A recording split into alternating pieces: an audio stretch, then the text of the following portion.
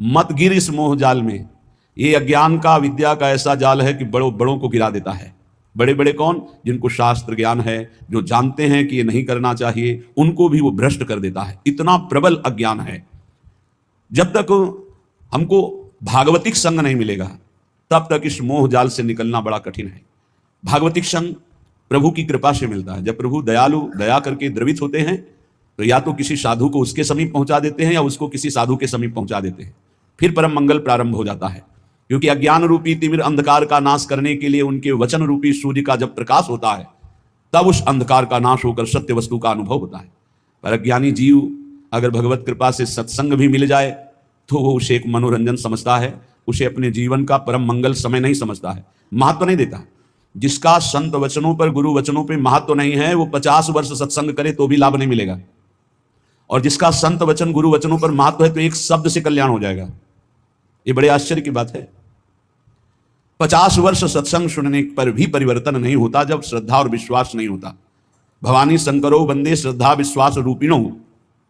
जब तक हमारे अंदर ये भाव नहीं आता कि जो संत भगवान, जो गुरुदेव भगवान बोल रहे हैं, मेरे मंगल के लिए बोल रहे हैं, मुझे एक एक अक्षर वैसे ही आचरण में उतारना जैसा बोल रहे हैं, आप उतारने के लिए उत्साहित होइए तो आपको गुरु शक्ति, संतों के द्वारा प्राप्त भागवतिक शक्ति आपको उसमें बल देगी। जो ये विषय त्याग होता है वो गुरु कृपा से होता है। वो कृपा शक्ति कोई ऐसा नहीं कि हाथ करे और ज्योति निकल रही हो, आप पर पहुंच रही, ये तो बनावटी बात है।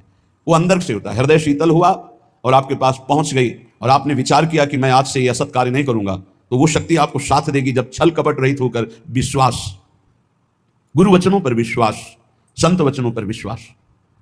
न पत मोह जाल इसमिन, इस अज्ञान के जाल में मत फंसने, नष्ट हो जाएगा। माया बहुत प्रबल है। थोड़ी सी चूक, राई के सम चलत ही होत और क्यों। राई के दाने के बराबर यदि मार्ग से थोड़ा कदम अलग हो जाए तो मार्ग बदल जाएगा। श्री ध्रुवदास जी कहते हैं कठिन है रसिक अनन्यता। ये जो रस भाव में चलना है बड़ा कठिन है। ये केवल गुरुदेव के चरण चिन्हों का दर्शन करते हुए उसी मार्ग में चले चलो तो बढ़ते जाओगे। इधर उधर देखा तो इतना लुभावनापन है कि छोड़ दोगे वो मार्ग और उस लुभावनेपन की माया की वाटिका में मनोरंजन करने लगोगे। इसलिए श्रीपाद कह रहे हैं न पत मोह जालेस्मिन, इस अज्ञान के जाल में मत फंसो। अनुदिनम परमानंदो वृंदावनम ही समाश्रयाद्यैव। जहां नित्य परमानंद की वर्षा होती है, प्रिया प्रीतम प्रेम रस की वर्षा करते हैं, ऐसे वृंदावन का आश्रय लो, ऐसे वृंदावन का वास स्वीकार करो, रसिकों का संग करो, उनकी आज्ञा के अनुसार चलो, बस जीवन मंगलमय हो गया।